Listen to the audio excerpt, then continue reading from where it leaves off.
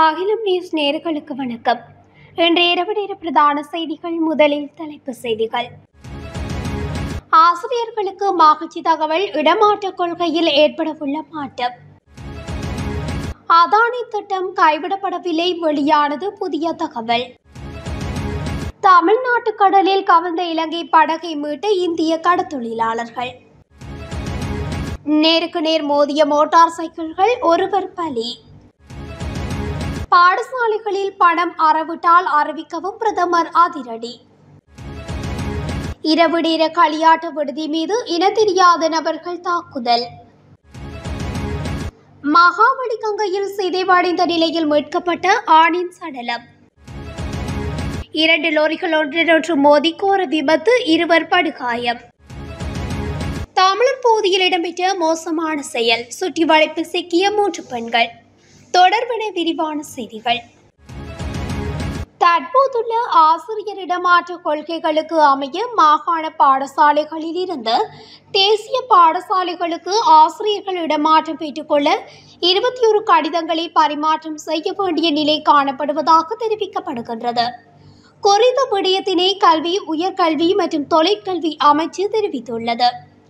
இந்த நிலையில் தேசிய ஆசிரியர் இடமாற்ற கொள்கைகளை விரைவாக மறுசீரமைக்க நடவடிக்கை எடுத்துள்ளதாக பிரதி அமைச்சர் மதுர செனவிரத்ன குறிப்பிட்டுள்ளார்.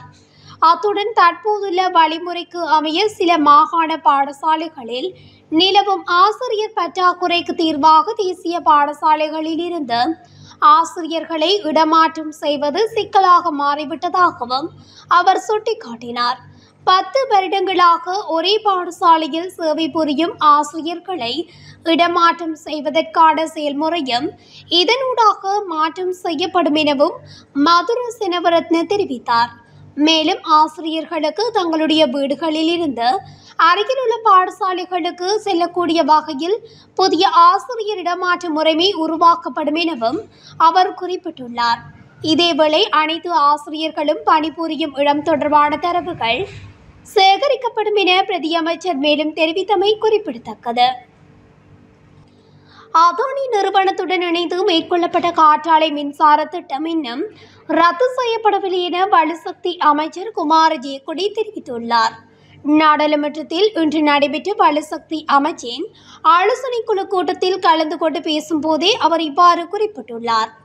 அதானி திட்டத்தினால் உருவாக்கப்படும் மின்சாரத்தின் விலைகள் அதிகமாக இருந்ததால் அதனை மீள்பரிசீலனை செய்ய அமைச்சரவைக்கு அனுப்பப்பட்டதாக குமார ஜெயக்கொடி சுட்டிக்காட்டியுள்ளார். அந்த நேரத்திலே அதானி நிறுவனம் இந்த திட்டத்தில் இருந்து விலகுவதாக தெரிவித்து இலங்கை முதலீட்டு சபைக்கு ஒரு கடிதம் அனுப்பியுள்ளது. அதன்படி முதலீட்டு சபை இது குறித்து அமைச்சுக்கு தெரிவித்ததாகவும் குமார ஜெயக்கொடி கூறியுள்ளார். எனினும் அதானி காற்றாலை மின்சார திட்டம் குறித்து இலங்கையில் உள்ள அதானி நிறுவனத்தின் பிரதிநிதி அலுவலகத்துடனே கலந்துரையாடப்பட்டுள்ளது. எனவே குறித்த விடயத்தை பரிசீலிக்க நிறுவனத்திற்கு அறிவிக்கப்பட்டுள்ளதாகவும் அமைச்சர் சுட்டிக்காட்டியுள்ளார். கடிதம் அனுப்பப்பட்டு 2 வாரங்களுக்குள் பதிலை எதிர்பார்ப்பதாகவும் அவர் குறிப்பிட்டுள்ளார். அத்துடன் குறித்த பதில் எதிர்மறையானதாக இருந்தால் மாற்று உபாயம் தொடர்பில் ஆலோசிக்கப்படும் என அமைச்சர் தெரிவித்துள்ளார். மேலும் எதிர்காலத்தில் இதுபோன்ற திட்டங்கள் அரசுகளுக்கிடையேயான ஒப்பந்தங்கள் மற்றும் போட்டி கொள்முதல் மூலம் மட்டுமே மேற்கொள்ள திட்டமிடப்பட்டுள்ளதாகவும் அவர் சுட்டிக்காட்டியுள்ளார்.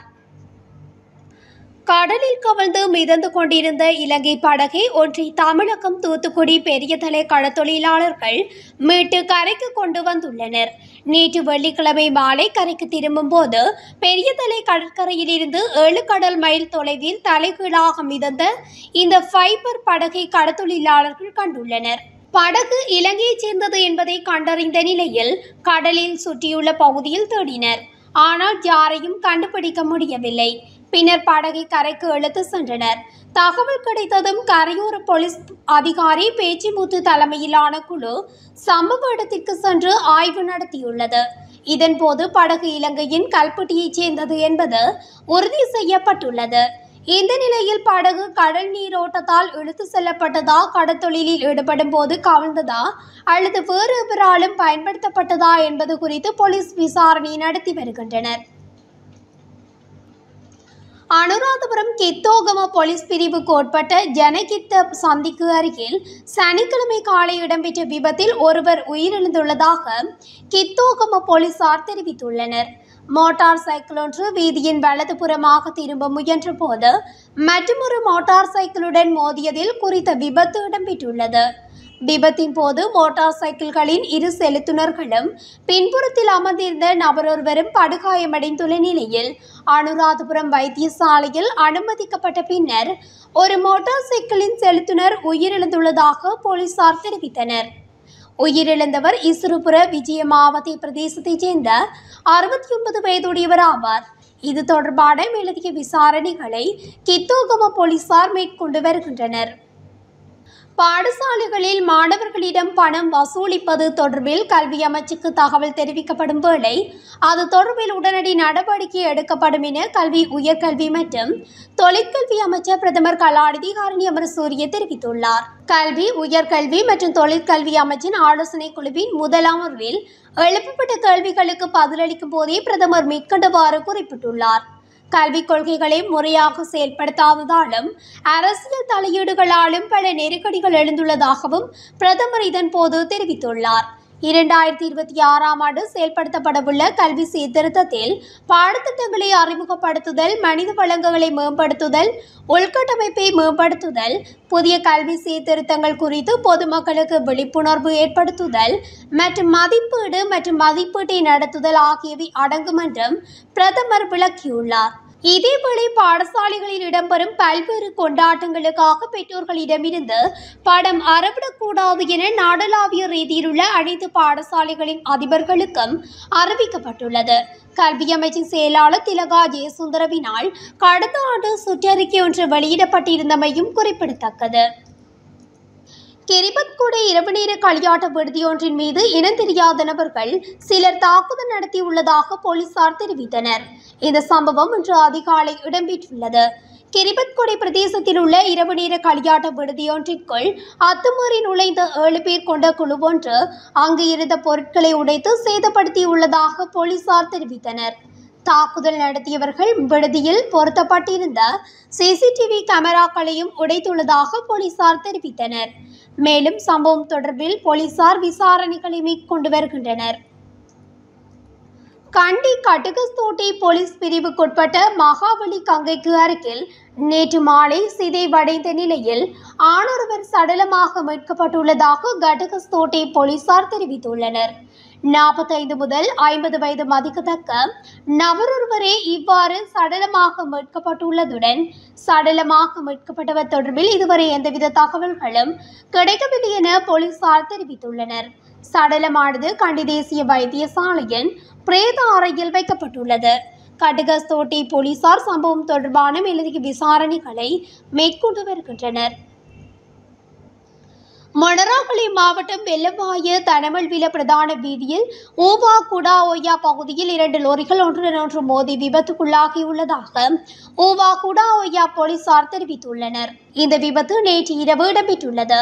விபத்தின் போது 2 லோரிகளிலும் பயணித்த இருவர் படுகாயமடைந்துள்ள நிலையில் தனமல்வில வைத்தியசாலையில் அனுமதிக்கப்பட்ட பின்னர் மேலதிக சிகிச்சைக்காக அம்மாந்தோட்டை வைத்தியசாலைக்கு மாற்றப்பட்டதாக போலீசார் குறிப்பிட்டுள்ளனர்.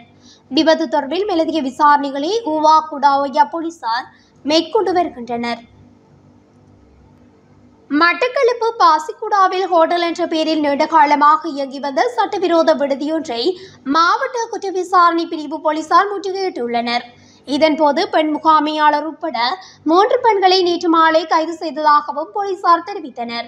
இதற்காக அவர்கள் முதலில் நீதிமன்றத்துக்கு அறிக்கை சமர்ப்பித்து அனுமதி பெற்ற பின்னர் சம்பவ தினமான நேற்று மாலை 5 மணியளவில் விடுதியை முற்றுகையிட்டதாக போலீசார் தெரிவித்தனர்.